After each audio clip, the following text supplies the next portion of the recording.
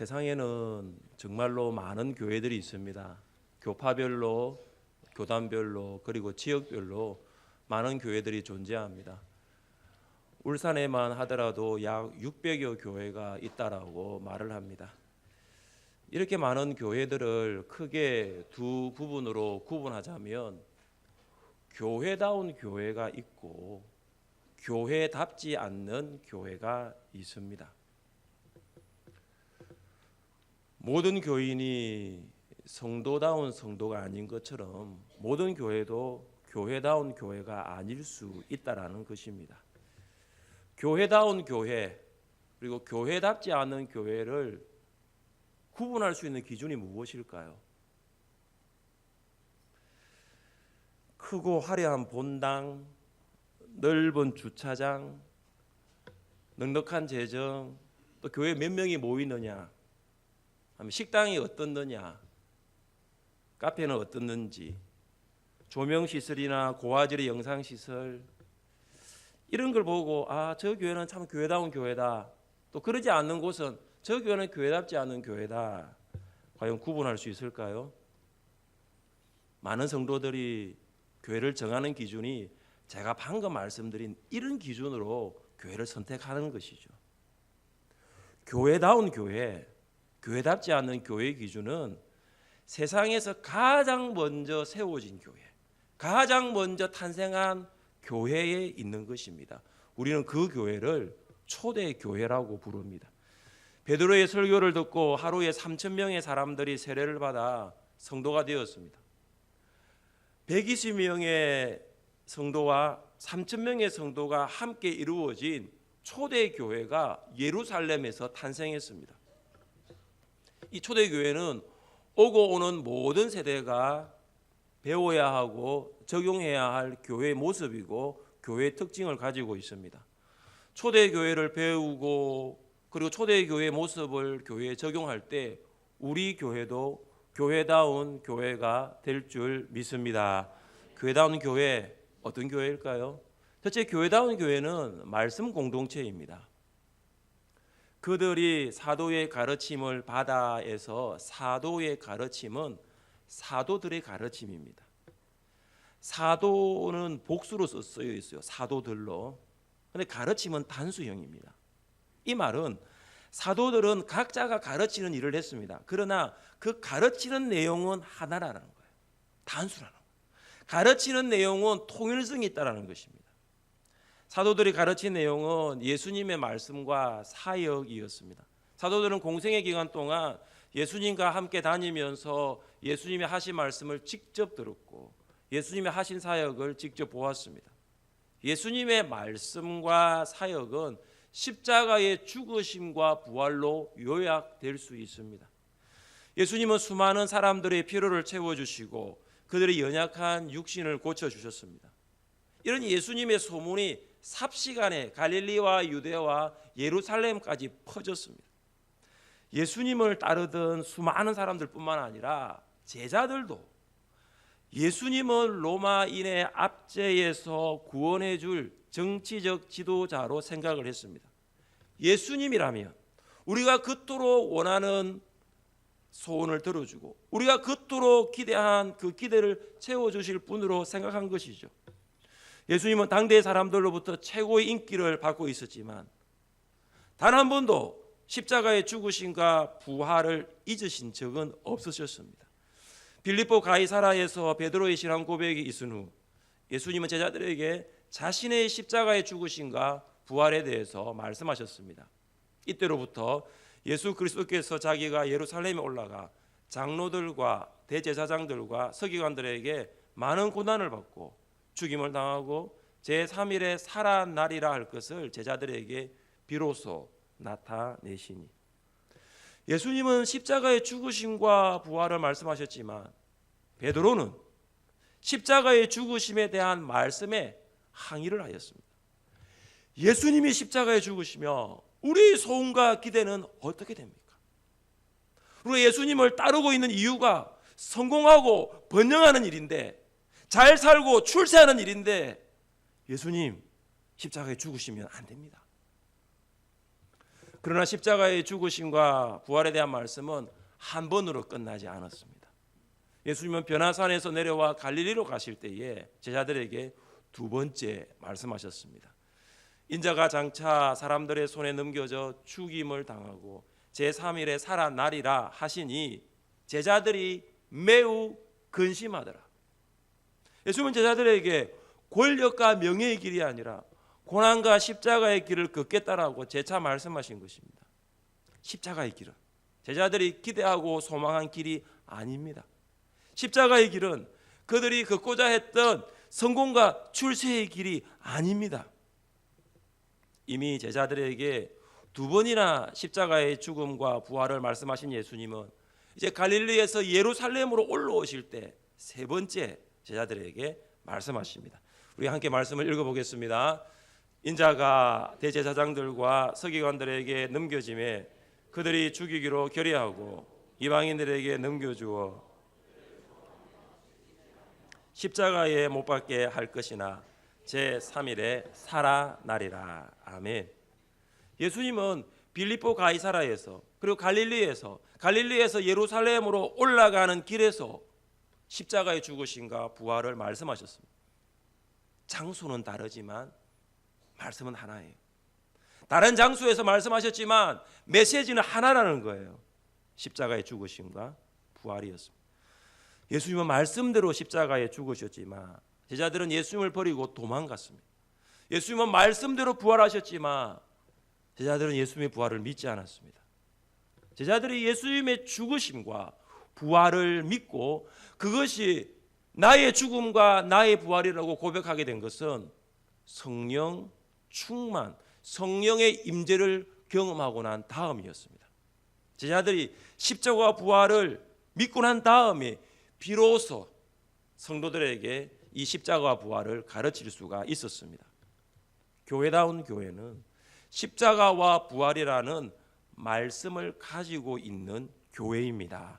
사도 바울은 에베소 교회 성도들에게 교회는 사도들의 터와 선지자들의 터 위에 세워졌다라고 말했습니다. 그 터가 뭐냐 하면 십자가와 부활입니다. 교회 안에 다툼과 분쟁이 있는 이유가 무엇일까요? 교회의 터가 십자가와 부활이 아니기 때문에. 성도 안에 고통이 있고 아픔을 호소하는 이유가 무엇일까요? 교회가 성도들에게 십자가와 부활을 가르치지 않았기 때문에. 성도 안에 고난 가운데 십자가를 바라보고 아픔 가운데서도 부활신앙으로 살라라는, 부활신앙으로 회복하라는 그 말씀이 없기 때문입니다. 교회에 십자가와 부활이 없으면, 이 말씀이 없으면 교회는 세상에서 가장 연약하고 가장 무능하고 가장 부실한 조직이 될 수 있어요. 그러나 십자가와 부활을 가르치는 교사가 있고 십자가와 부활을 배우는 성도들이 있으면 교회는 세상에서 가장 튼튼하고 가장 능력 있고 가장 힘 있는 곳이 될 줄 믿습니다. 세상의 물질주의, 세상의 세속주의, 십자가와 부활을 가지고 있는 교회, 십자가와 부활을 배우고 있는 성도에게는 위협을 해도 흔들리지 않는 거예요. 말씀을 가르치지 않는 교회, 교회다운 교회가 아닙니다. 교회 밖에서 성경을 배우지 마시기를 바랍니다. 교회다운 교회가 되기 위하여 교사는 말씀을 바르게 가르치고 성도는 말씀을 바르게 배울 수 있기를 주님의 이름으로 축복합니다. 둘째, 교회다운 교회는 교제 공동체입니다. 초대교회 성도들은 교제를 나누었습니다. 교제는 단지 함께 모이는 것과는 다릅니다. 교제와 모임이 비슷하게 들리지만 전혀 다른 것입니다. 본문 42절에 보시면 교제라는 그 단어 앞에는 정관사가 붙어 있습니다. 이것은 교제는 모임과는 다르다는 거예요. 교제는 모임과는 특별한 다른 점, 특별한 뭔가가 있다라는 거죠. 그것이 무엇일까요? 44절과 45절 말씀을 함께 읽겠습니다. 믿는 사람이 다 함께 있어 모든 물건을 서로 통용하고 또 재산과 소유를 팔아 각 사람의 필요를 따라 나누어주며. 베드로의 설교를 듣고 3,000명이나 되는 유대인들이 예수님을 믿고 성도가 되었습니다. 그들은 오순절을 지키기 위하여 각국에서 온 디아스포라 유대인이었습니다. 그들은 오순절이 끝나면 돌아가려고 했어요.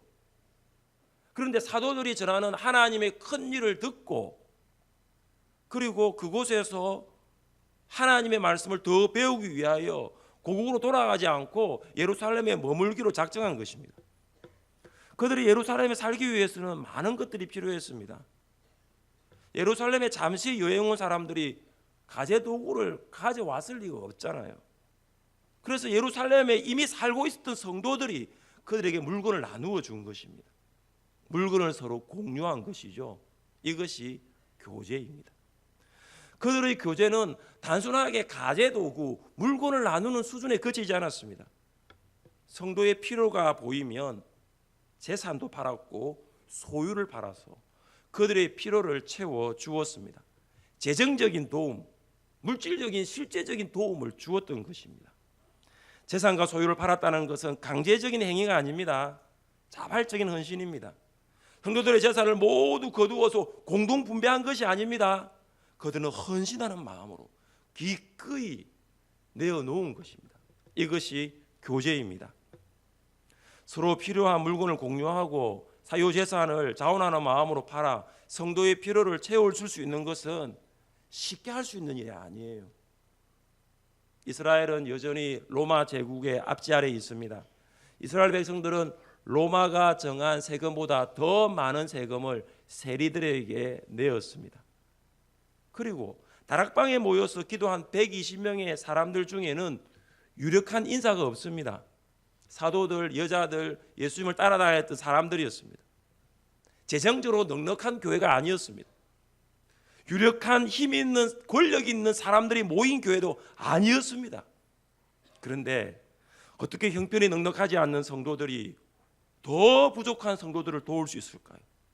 어떻게 사유재산까지 팔아서 성도의 필요까지 채워줄 수 있을까요? 성령이 서로의 형편을 볼 수 있는 눈을 주시고 성령이 서로의 형편을 채울 수 있는 마음을 주셨기 때문입니다. 성령이 이 물건과 이 재산과 이 소유는 내 것이 아니라 하나님의 것이라고 성도들에게 알게 하신 것입니다. 물건과 재산과 소유의 주인이 사람이라면 결코 물건을 공유할 수 없습니다. 그러나 그것은 하나님이 나에게 맡기신 것이고 나는 하나님께서 주신 것을 관리하는 청직일 뿐이라고 생각하니 이것을 하나님의 자녀인 성도들과 기꺼이 나눌 수 있는 것이죠. 성령이 아니면 교제는 없습니다. 성령이 아니면 교제는 일어나지 않아요. 신자의 교제와 불신자의 모임의 차이점이 무엇일까요?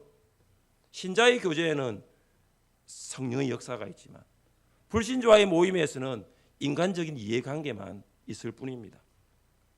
그래서 신자의 교제에는 신자 간의 금전거래는 있으면 안 되는 것입니다. 여러분 혹시 어떤 성도로부터 돈을 빌려달라는 연락을 받았습니다. 여러분 어떻게 하시겠습니까? 빌려주시겠습니까? 빌려주지 않겠습니까?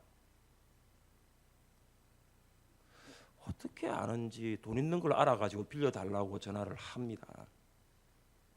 만약 빌려준 돈을 다시 받으려고 한다면 빌려주지 마세요. 그러나 그 돈을 받지 않겠다고 하면 빌려주는 것이 아니라 기쁜 마음으로 성도들의 필요를 채워주세요.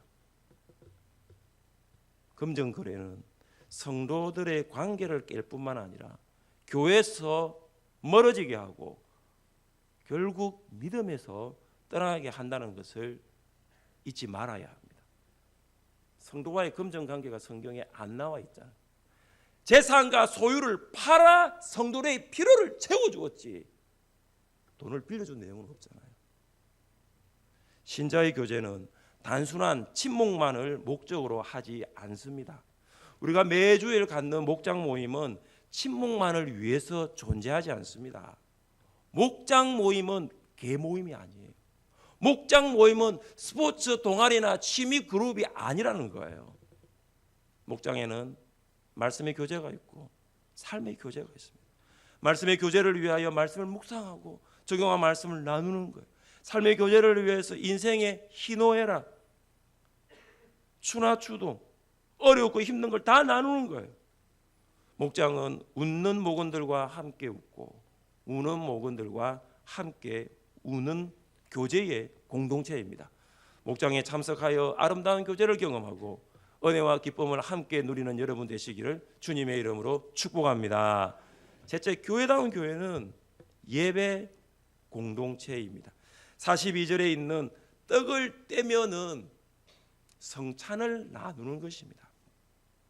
떡을 떼는 것은 예수님이 죽으시기 전에 제자들과 함께한 최후의 만찬인 성찬을 가리킵니다. 성찬은 예수님이 십자가에 죽으시기 전날 밤에 제자들과 함께 유월절을 지키면서 떡과 포도주를 나누셨습니다. 예수님은 제자들에게 떡을 나누시면서 이렇게 말씀하셨습니다. 이것은 너희를 위하는 내 몸이니 이것을 행하여 나를 기념하라. 성찬은 예수님이 직접 제정하신 것이고 그리고 모범을 보이신 것입니다. 그리고 제자들에게도 너희도 이것을 행할 것을 말씀하셨습니다. 사도들의 가르침을 받은 성도들은 마음을 같이하여 성전에 모이기를 힘썼습니다. 그들은 성전에 모여 예배 드릴 때마다 성찬을 하여 예수님의 죽으심을 기념하였습니다. 그래서 성찬은 예수님을 생각나게 하는 예식입니다. 우리는 성찬에 참여할 때마다 예수님을 생각해야 합니다. 어떤 분은 빵의 크기가 크냐 작냐, 포도주의 농도가 강하냐 약하냐 생각합니다. 심지어는 옆에 있는 아이가 달라고 하면 엄마가 그 빵을 나누어 아이에게 먹입니다. 심지어 어떤 아내는 예배에 결석한 남편에게 주려고 손수건을 꺼내어 가지고 빵을 싸가기도 합니다. 테이크아웃 성찬은 없습니다. 어떤 성도님은 떡을 받았는데 떡을 먹지 않아요. 저는 이제 그걸 할 때 이분이 좀 많이 기도를 하시는 분이구나 생각했는데 포도주가 올 때까지 기다리시더라고요. 그리고 포도주를 먹고 난 후에 떡을 먹는 성도님도 보았습니다. 이 모든 것은 성경에서 말하고 있는 바른 성찬의 모습이 아닙니다. 우리는 떡을 먹고 포도주를 마심을 통해서 예수님과 온전한 연합을 이룹니다. 예수님과 하나 되는 것이죠. 성찬의 목적이 바로 예수님과 연합이에요. 그래서 예배의 목적 또한 예수님과의 연합입니다. 교회다운 교회는 예배가 살아있는 교회입니다. 교회다운 교회는 예수님과 연합이 있는 교회입니다. 교회다운 교회에 오면 예수님의 임재를 경험하고 교회다운 교회에 오면 예수님을 만날 수 있습니다. 우리는 예배당에 와서 예배당을 떠날 때까지 예수님과 온전한 연합을 이루기 위하여 우리의 마음을 집중하고 생각을 모아야 합니다. 그렇지 않으면 예배를 드리기 위해서 교회 예배당을 왔는데 예수님을 만나지 못하고 예배당을 떠날 수 있는 거예요. 주차 안내위원과 봉사 안내위원 세가족 부원들을 보면서 사람의 모습을 보는 것이 아니라 그들 안에 함께 하시는 예수님의 모습을 보려고 생각을 모으십시오. 본당에 올라와서 찬양팀과 함께 찬양을 부르고 기도하시는 분과 함께 마음을 모을 때도 사람이 아니라 예수님께 집중하십시오. 찬양대의 찬양을 듣고 설교자가 전하는 말씀을 받을 때도 예수님을 만나려고 집중하십시오. 식당에서 식사를 하고 카페 차를 마실 때도 섬기시는 봉사자들의 모습 속에서 예수님의 아름다운 모습을 보려고 집중하십시오. 주일 예배당에 와서 예배는 드렸지만 예수님과 연합되지 아니하면 진정한 예배는 드렸다라고 볼 수 없는 것입니다. 예배 안에서 예수님과 연합이 있을 때 하나님께서 우리를 부르신 목적과 사명을 알 수 있는 것입니다. 하나님이 우리를 세상에서 부르시고 또한 세상으로 보내시려는 목적을 알 수 있는 거예요. 죄와 허물로 죽었던 우리를 구원하신 목적도 알 수 있고 다시 세상으로 보내셔서 그리스도인으로 제자로 살아가야 할 이유가 무엇인가를 주님과 연합을 통해서 알 수 있습니다. 우리 교회가 예수님과 연합되는 예배 공동체 될 수 있기를 주님의 이름으로 축복합니다. 마지막으로 교회다운 교회는 기도 공동체입니다. 오로지 기도하기를 힘쓰니라. 이 말은 전심전력하여 지속적으로 기도하라는 것이죠. 초대교회 성도들은 기도에 몰두하는 자들이었습니다. 그들은 유대인들로서 지켰던 기도의 시간을 예수님을 믿은 후에도 그대로 지켰어요. 유대인들은 하루에 3번씩 기도하는 습관을 가지고 있었습니다. 아침 9시, 그리고 오후 3시, 그리고 해질녘, 이 하루 3번 시간을 정해놓고 기도했습니다. 초대교회 성도들은 예수님 믿기 전에는 유대인이었으니까 기도한 습관대로 예수님을 믿은 후에도 변함없이 기도를 했습니다. 사도들을 포함한 120명의 사람들은 초대교회 기도 공동체의 기도 헌신자들이었습니다. 그들은 성령을 기다리라는 예수님의 명령을 받은 후에 10일 동안 기도에 헌신하였습니다. 그래서 기도 응답을 경험했습니다. 그들은 기도할 때에 하나님이 반드시 기도 응답을 주시고 그 기도 응답을 실제적으로 체득한 사람들이 120명이었습니다. 3,000명의 사람들은 기도의 습관은 있는데 기도의 불을 경험해 보지 못했어요. 기도의 습관은 있는데 기도의 동력이 없는 거예요. 기도의 응답을 몰랐던 거예요. 그러나 120명의 성도들은 기도가 뭔지를 알아요. 그리고 기도의 동력을 알고 기도의 응답을 알고 기도의 불을 받은 사람들이에요.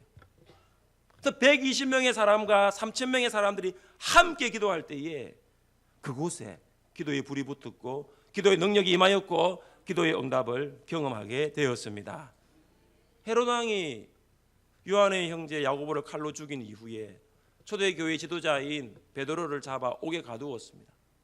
헤롯은 야고보와 같이 베드로도 처형할 계획을 가지고 있었습니다. 이런 상황 가운데 성도들이 무엇을 했을까요? 야고보는 죽었어요. 베드로는 옥에 갇혔어요. 이런 상황 가운데 성도들은 교회는 그를 위하여 간절히 하나님께 기도하더라. 말씀을 잘 보세요. 사도행전 12장 5절 잘 보세요. 교회는 그를 위하여 간절히 하나님께 기도하더라. 사실 이것을 제대로 쓰려고 하면 성도는 그를 위하여 하나님께 간절히 기도하더라 이렇게 써야 맞아요. 그런데 누가는 성도가 아니라 교회가 베드로를 위하여 간절히 기도했다라고 기록했습니다. 교회는 기도하는 성도들이 모인 기도 공동체입니다. 교회는 기도 공동체예요. 교회가 2000년 동안 망하지도 않고 없어지지도 사라지지도 않은 이유가 무엇인 줄 아십니까? 헤롯 왕이 야고보를 죽이고 베드로를 옥에 가둠으로 교회를 사라지게 하고 교회를 망하게 하려고 하였습니다. 그러나 교회는 사라지지 않았어요. 교회는 망하지 않았어요. 왜 그럴까요? 기도하는 기도의 헌신자들이 교회에 있었기 때문입니다. 우리 교회가 지금까지 은혜 가운데 오게 된 것은 먼저는 하나님의 은혜인 줄 믿습니다. 또 한 가지 사실, 정말로 부인할 수 없는 한 가지 사실은 교회를 위하여 기도하는 기도 헌신자들이 있었기 때문입니다. 그들은 날마다 본당에서 중보기도실에서 교회 구석구석에서 교회를 위하여 눈물 뿌리며 무릎으로 기도했던 사람들입니다. 기도의 자리를 떠나지 않았습니다. 기도의 소리가 멈추지 않았습니다. 기도의 불이 꺼지지 않았습니다. 제5기 중보기도학교를 시작하려고 합니다. 중보기도학교를 통하여 기도의 헌신자들로 준비하고 기도의 헌신자로 쓰임 받는 분들이 많아지기를 바랍니다. 120명이 3,000명에게 기도의 불을 붙인 것처럼 중보기도를 통한 기도의 헌신자들이 교회와 기도의 회복이 필요한 성도들에게 기도의 불을 붙일 수 있기를 간절히 바랍니다. 초대교회는 말씀 공동체, 교제 공동체, 예배 공동체, 그리고 기도 공동체였습니다. 성도들이 사도들로부터 십자가와 부활이라는 말씀의 가르침을 받았습니다. 그들은 물건을 공유하고 재산과 소유를 필요에 따라 나누어 주었습니다. 그들은 예수님과 온전한 연합을 이루는 예배를 드렸습니다. 그리고 그들은 기도의 헌신자가 되어 기도에 불을 붙였습니다. 성도의 삶이 달라진 거예요. 말씀과 교제와 예배와 기도를 통하여 성도의 삶이 변화되었어요. 그리고 교회 밖의 사람들도 변화된 성도의 삶을 보기 시작했어요. 그 결과가 어떻게 되었을까요? 47절 말씀을 같이 읽겠습니다. 하나님을 찬미하며 또 온 백성에게 칭송을 받으니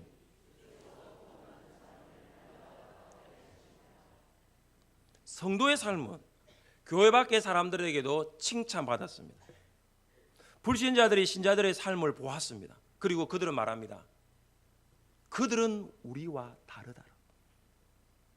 그들은 우리와 다른 뭔가 특별한 것이 있다라고 이야기를 하기 시작했습니다. 초대 교회 성도들의 삶을 볼 수 있는 편지 하나가 있습니다. 비투니아의 젊은 총독 플리니우스가 로마의 트라이안 황제에게 보냈던 편지의 일부분입니다. 이들은 맹세에 구속되어 있었으며 도둑질이나 강도짓이나 강간에 연루되지 않았고 그들의 말을 깨뜨리지 않았고 요청될 때 증거를 거부하지 않았습니다. 이 당시 성도들의 삶이 어떠는지를 보여주고 있습니다. 도둑질, 강간, 강도 하지 않은 거예요. 그들의 말은 신실했고 그들의 말은 보정수표와 같이 약속을 지켰고 분명했다는 것을 보여주고 있습니다. 여러분, 이 편지는 믿는 총독이 믿는 황제에게 보낸 것이 아니라 불신 총독이 불신 황제에게 보낸 거예요. 내가 보니까 내 관할 아래에 있는 성도를 보니까 그들은 우리와 다른 뭔가 특별한 것이 있다는 거예요. 로마 제국이 정한 법 이상의 삶을 사는 거예요. 영적인 삶뿐만 아니라 도덕적이고 윤리적인 탁월한 삶을 사는 거예요. 그들은 불신자들의 욕을 먹은 것이 아닙니다. 칭찬받았습니다. 하나님은 구원받는 사람을 교회다운 교회, 초대교회에 날마다 보내어 주셨습니다. 47절 말씀 보십시오. 주께서 구원받는 사람을 날마다 더하게 하시니라. 구원받는 사람을 보내주신 분은 하나님이십니다. 하늘샘 교회가 영혼을 구원하는 교회가 되기 원한다면 우리가 우리 하늘샘 교회를 교회다운 교회로 만들어 가야 될 줄 믿습니다. 그러면 주께서 날마다 구원받는 사람을 더해 주시는 거예요. 하나님의 마음을 알아가는 교회. 하나님께서 보실 때에 저 교회에 내가 만세전에 택정한 내 독생자 예수 그리스도를 주면서까지 구원한 그 사람을 내가 저 교회에 보내주겠다는 마음을 가질 수 있는 거예요. 우리가 먼저 말씀을 배우고 하나님 열심히 있고 우리의 소유로 성도의 필요를 채워주는 교제가 있고 예수님과 연합하여 살아있는 예배를 드리고 간절한 기도에 힘쓰면 하나님은 영혼을 보내주실 줄 믿습니다. 사랑하는 성도 여러분, 우리가 교회다운 교회가 되기를 바랍니다. 불신자들이 우리 교회를 볼 때에 저기 있는 하늘샘 교회는 정말로 교회다운 교회다라는 말을 할 수 있기를 바랍니다. 불신자들은 교회 건물을 보고 교회다운 교회라고 말하지 않습니다. 건물로 생각하면 교회보다 좋은 건물이 얼마나 많습니까? 그들은 바로 여러분들이 살아가는 삶을 보고 하늘샘 교회가 교회다운 교회라고 말하게 될 것입니다. 교회다운 교회가 되어 주께서 구원받는 사람을 날마다 더하게 하시는 역사를 경험할 수 있기를 주님의 이름으로 축복합니다.